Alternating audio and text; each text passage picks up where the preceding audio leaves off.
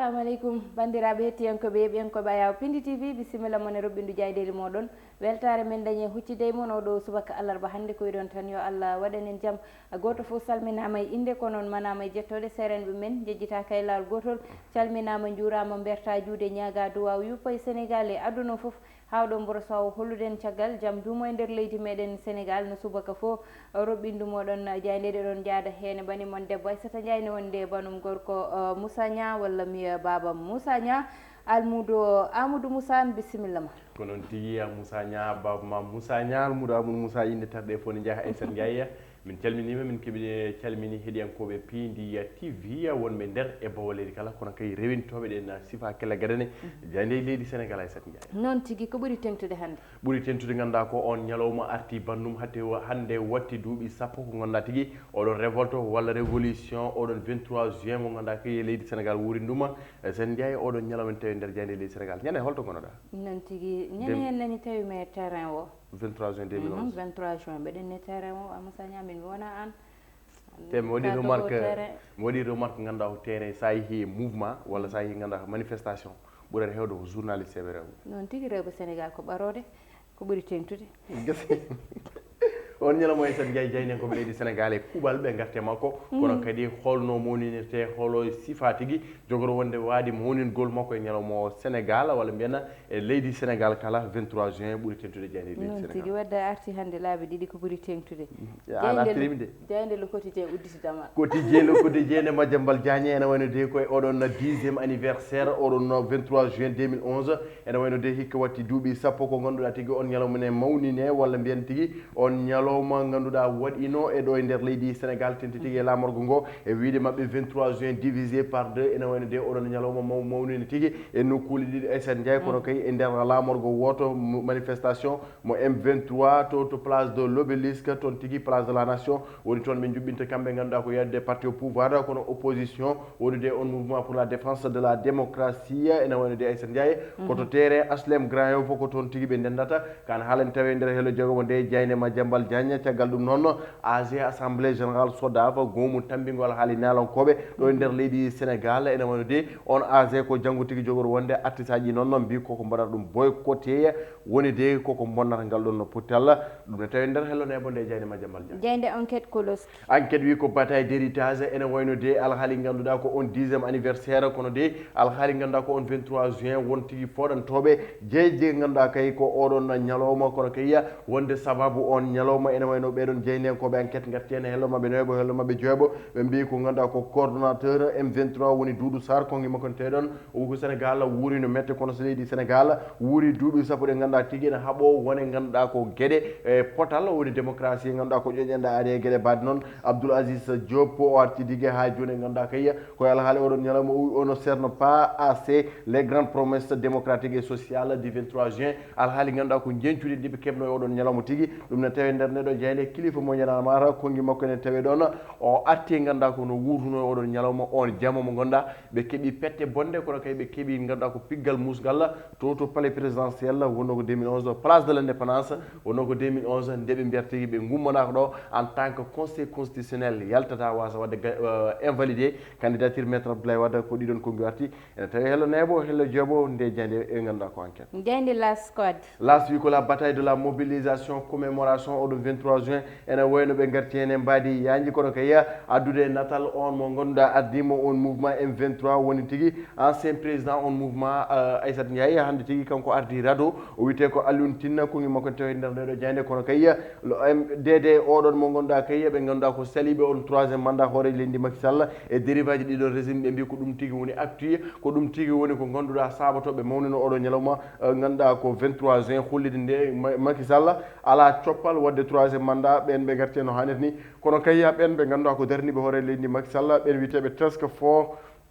force de la PR ene wayno ɓeɗon garti hen wadde disqualifié Ousmane Sonko Guy Marius Sagna wondude ganduɗa ko Bougane Gueye Dany ɓen kala ɓe mbi ko woɗaɓe ganduɗa ko big rouge ɓe mbaɗe mumen kamɓe task force de la PR alliance pour la république ɓe garti hen e mbaadi yaji caggal kan noon ɓe garti ganduɗa ko rewindo ɗiɗon liste ji électoral on ministre de l' intérieur ganduɗa kay waɗi saisi préfet na kamen sous préfet na gam kay rewinade ɗiɗon liste aji kam kay heɓanade ɗiɗon sumgoji local paadi e arde caggal kan noon ɓe garti hoore leydi ganduɗa kay oɗon inauguration data center toto Diamniadio ko ñalawma hanki o tigi wonno ɓe mbi ko Macky sécurise les données administratives kana hello tata mo nde jayde las jayde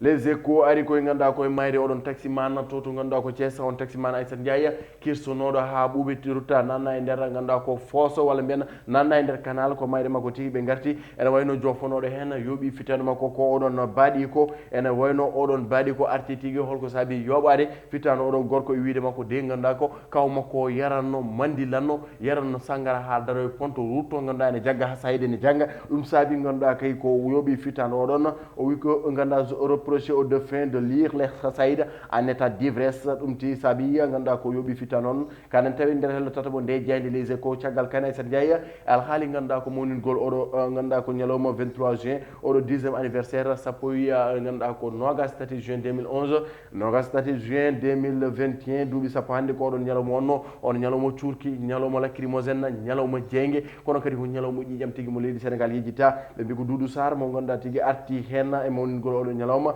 o wi ko kala ganduɗa kay mawniniro oɗo ñalawma gam wadde compétition fati ko ganduɗa ko hokkani ñalawma o hurum mum hokkani ñalawma o darde mum ɓen ganduɗa wasnoɓe ganduɗa ko pittali mumen Fatou Bolende Diop kongi makko tawi nder ndeɗo jayde o wi ko ganduɗa ñande leydi ndi haɓoto nde ñande ganduɗa ko Macky Sall ene wonɓe kaɓeto nde ñande hen o wi ko holto Ousmane Sonko wonno ñande oɗon 23 juin kanen tawi nder hello jeeɗiɗo nde jayde les échos oɗo subaka al arba jayde l'observateur ko addi l'observateur arti ganduɗa koye alhaali on cérémonie d'ouverture Forum d'Africa Innovation ene wayno oɗon waɗi ɗo e Dakar e tawtorede yoga ganduɗa ko gollorde walla mbiyen entreprise aji sappo e jeeɗiɗi entreprise Belgique kañumen tigui garno ganduɗa ko jaggodirde walla mbiyen garno huccodirde marché ji public leydi Sénégal ene wayno deɓe kuccodiri woni jonde junde tawtorama ɗum on joman ndeɗo jeyde oɗon Youssou Madjiguène o tawtorama ɗum o wi ko le défi énorme ko ganduɗa ko foti ittede ho ko foti ganduɗa ko waylede on en heewi kanen tawi nder hello mabɓe jooɓo kamɓe jeyne comme l'observateur caggal kan ɓe jillima salguire au cours du cauchemar ngoɗon wuuro ngo ganduɗa waɗino saɗa siftora laano yuwin toon no jeenayo mbasi pitali mumen ene wayno de ha joni ganduɗa ko ngon wuuro nene émoi nene désarroi nane tigui ganduɗa koye sunare saabu tigui ganduɗa ko oɗo debbo mo ganduɗa tigui kaɗon laande nde yiwata nde ene tawtorno hen ɓiiw ko ganduɗa ko debbo ɓiɓe makko ɗiɗo mayino walla mbiyana mbasino pitali mumen e nduɗon yolayru o wi ko kalde ganduɗa ko miijo makko rutti e oɗon jour walla mbiyen on ñalawma nde ɓelɗon ɓinguel makko ganduɗa Aissata Ndiaye jaggue keesi makko ala ko wawan ɗum saabu e nder ndiyam tigui ɓe gonno ko ɗon tigui guel ɗon ɓinguel rutte e jomum o wi ko l'image de ma fille en train de se débattre sur mon dos jusqu'à son dernier souffle guel ɗon ɓinguel pironnogel e keesi makko ha wasi fitane mum oɗon image sorte makko enen nannamo ganduɗa tigui e enen nannamo ganduɗa ko yewede kono kadi Aissata Ndiaye nannamo e sunare hatojinde ɗum ne tawi nder hello mabɓe Dieynaba kamɓe ɓeɗo jeynenkoɓe caggal kan ɓe garti oɗon anniversaire 23 juin 2011 23 juin 2021 jayde gendire le soleil jande gendire le soleil yeeki ganduɗa koye ngol ɗon gudditgol on data center juɓɓinaɗo toto Diamniadio walla mbiyen darna toto Diamniadio e gardugol hoore leydi ɓe wi ko le Sénégal maître de ces données ene wayno kala données personnel walla mbiyen données ji kala e dañi to mbaɗa walla mbiyen dañi to mofta Macky on galle noon darni nde ganduɗa ko ndun moftirde données ji noon ko hoore leydi Macky Sall woni sababu inauguration walla mbiyen gudditgol ngol waɗi ɗum hankiya hoore leydi noon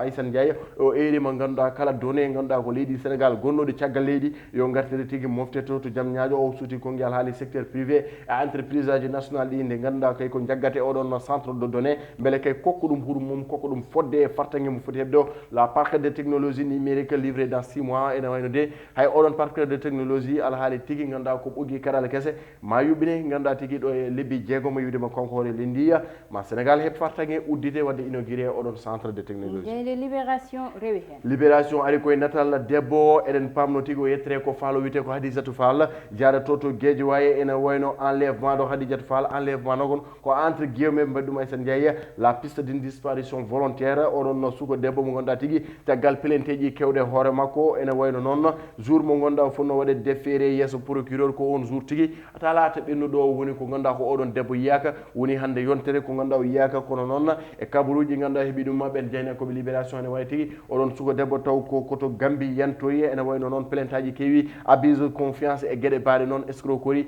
woni ko oɗon suko debbo waɗano caggal pelentaji hewde noon hande o hay goto anda oɗon suko debbo woni kono kayine ɓuura hajodinde ko jaltude leydi faade to leydi Gambie kono kay yiyaɓe en ɓe ganduɗa ko police mo leydi Sénégal waɗi avertir police mo leydi Gambie beele de so yi oɗo Hadisatou Fall yo faye makko junggo pelentaji keewi heewi e dow hoore makko ha joni noon yiyaka wiyama noon ngol leñol makko wi ko majjirɗo ɗumen walla ko paljirɗo ɗumen kono de e wiide lorsque ganduɗa ko libération ko dowɗo kanko ɗo Hadisat Fall caggal ɗum Hadisata Ndiaye ɓe garti e ganduɗa ko exploitation du carrière de Sénégal 250 millions de francs CFA wujja nanna cukkiri hay goto ganduɗa hoɗen ko prene jeewi kanen tawi nder helo jeeɓo kamɓe jeynen koɓe libération jeyde stade coftal ɓalli uddata dama ko noon tigui ɗon tigui guddirten dammal Aissata Ndiaye hande potital mantinagal e sabba e onono coupe d'Europe 2021 woni sababu ardindeɓe on natal CR7 Cristiano Ronaldo ene wayno de ko hande huccodirata on équipe de France so tawi tigui o heeɓi fartenge ganduɗa tigui o lappude France ene wayno mawɓe ɗo ngal ɗon dawalla oɗon mo ganduɗa tigui ko champion d'Europe hitande 2016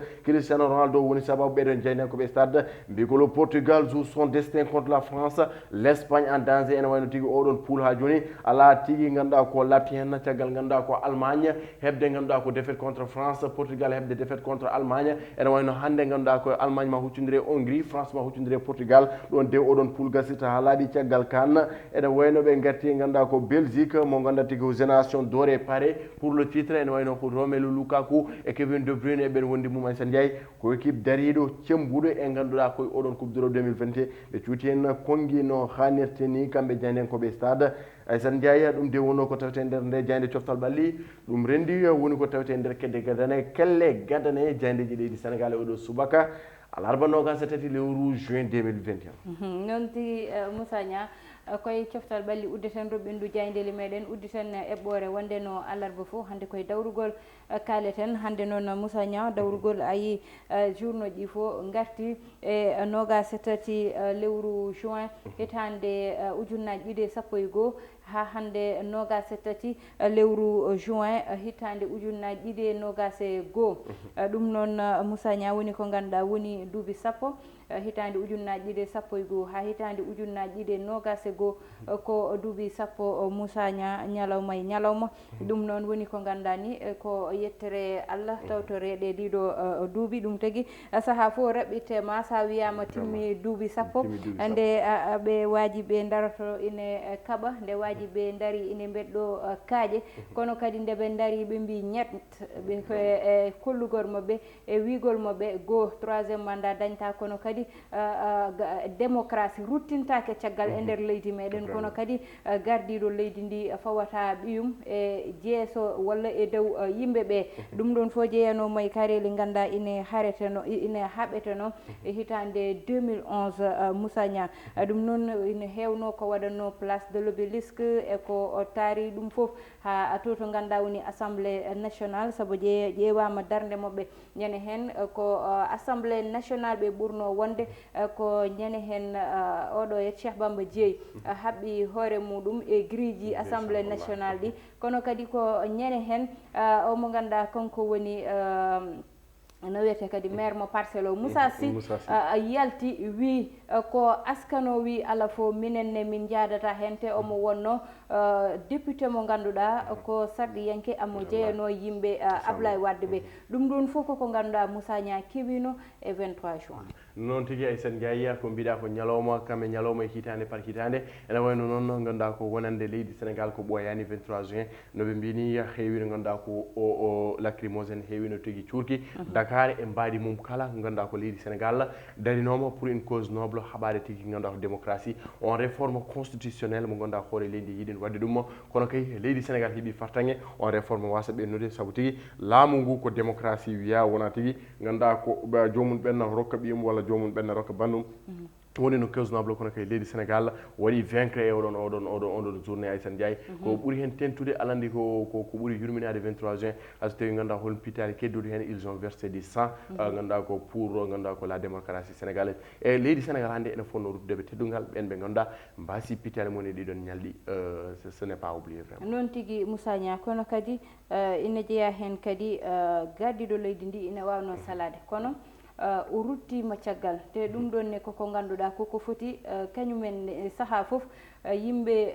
duttina hen haqqillaji mumen nde muusi nde nde yimɓeɓe kaaɓi nde ndi yimɓeɓe mbi ñettan kankone o fawtu koyngal makko o woppi o wi kala ko ganduɗa ene jogorno waɗede woppitama Moussa Nia hande noon hande noon woppu maître Ablaye Wade joni Moussa Niang hande ko ƴewtinɗa woni ko peccodiral saabu 23 juin mouvement 23 juin kamɓe toon to place de l'Obélisque ɓe gonata kono kadi ɓeɓe goni kamɓe goni M2D kamɓe ɓe mbi ko sara ɓe mbatta saabu yete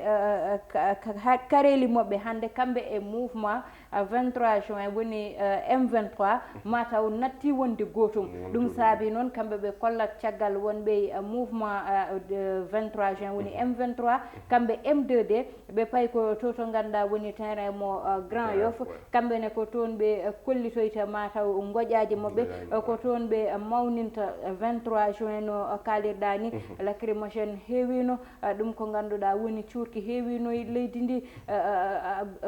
Moussa Niang ƴiijam ruufi woodi hen wasɓe pittali mumen kono Moussa Niang wonɓe ganduɗa nani coka e nder kasoji ha joni gudditaka kono kadi mbaɗaka jugé ɗum ɗon foof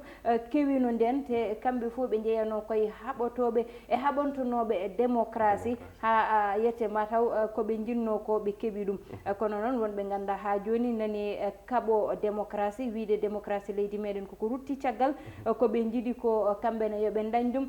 troisiéme mandat dañtaɗo e ko way noon woni ɓeɓe ganduɗa ko kamɓe goni M2D ɗum saabiɓe hande hollude caggal mouvement 23 ko noon tigui hollude caggal on mouvement M23 ene wayno Aissata Ndiaye cause noble ganduɗa kay woni on mouvement ganduɗa ko woni oɗon 23 juin 2011 sikki ala ganduɗa hayso tawi ganduɗa ko o curkiki heewino walla mbiyen ƴiƴam ɗam heewino mayɗelli kewino wonno noon ko préservation de la démocratie ɗum tigui wonno harene te gain de cause heɓanoma hen hayso tawi ganduɗa ko troisiéme mandat o ko sakke ɗari ene wayno ɓe kaɗani hoore lendi président Macky Sall président Abdoulaye Wade wadde ganduɗa président maître Abdoulaye Wade wadde troisiéme mandat o waɗi troisiéme mandat hayso tawi ganduɗa heɓani fartange ardira leydi ene wayno Sénégal yiɗino changement te quand le peuple est debout ganduɗa ko les préalismes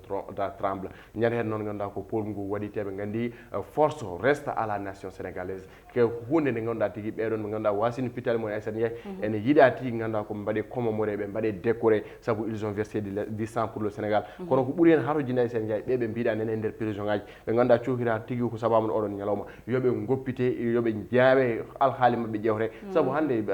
Sonko yimɓe mum nen kaɓano sohnoɓe ñanden 2 mars wadde mbiyen ɓe sohaɓe 2011 10 ans déjà et c'était pour des causes nobles yoɓe goppite alhaali mabɓe ƴeewe noon tigui woni ine jeeya hen sukaɓe Colobane ɓe ha joni ɓe goppitaka ɗum ɗon ko ñagade tan yo dossier ji mabɓe jurnite kamɓene tawde ɓe kaɓontono ko mbiɗa ko cause noble ɓe kaɓontono ko démocratie ɓe kaɓontono ko leydi ndi ɗo tolninoɗo e museki ko ɗum saabi ɓe nanganoɓe coka yo gueɗe mabɓe ƴewte ɗum ɗon Moussa Niang mataw tan hande kam matawde ko wayno lacrymogène fadaka non lacrymogène fataka hande journée de commémoration anan lacrymogène ko dongnuma 2011 ala min mbi seppoji 2 mars hay goto yani dekkilmi an noon lacrymogène jaggunoɗo 2011 ha joni ko ɗum réellement quoi wima wadde ayi hande 23 juin nde ari ko mabɓo areya